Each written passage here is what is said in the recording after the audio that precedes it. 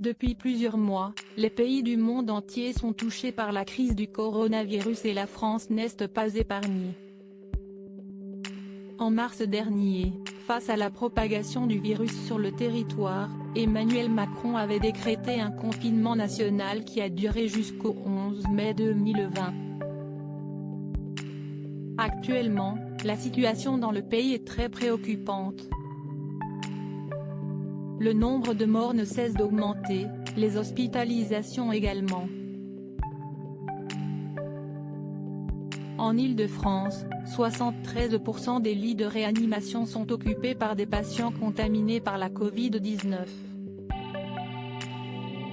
Face à l'aggravation de l'épidémie, le président de la République doit annoncer ce mercredi 28 octobre à 20 h de nouvelles restrictions, notamment un reconfinement national moins strict que celui du printemps. Avec cette crise sanitaire, les secteurs du tourisme, du spectacle et de la restauration sont durement touchés. Après le coup de gueule de Pascal Sétain face à la fermeture des salles de sport, Guylaine Arabian s'est confiée sur sa situation financière dans un nouveau numéro de l'Instant de Luxe qui sera diffusé ce jeudi 29 octobre, à 10h05 sur Non-Stop People.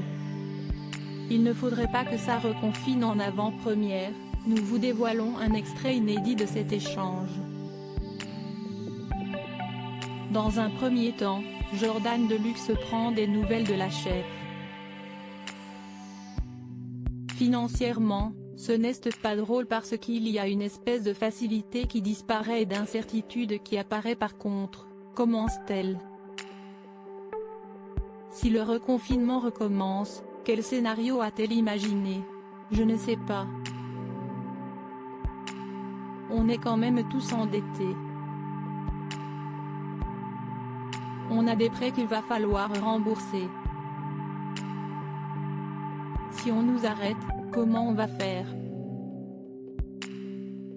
Avec le confinement, on a eu des facilités pour plein de choses, pour les charges et tout, mais ça m'a mis dans un sentiment d'insécurité financière que je n'ai jamais connu. Et là, j'ai comme une espèce de flottement. Il ne faudrait pas que ça reconfine.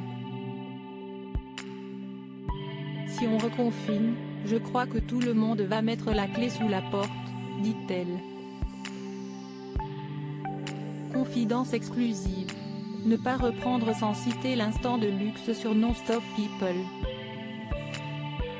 Par Non-Stop People Télévision.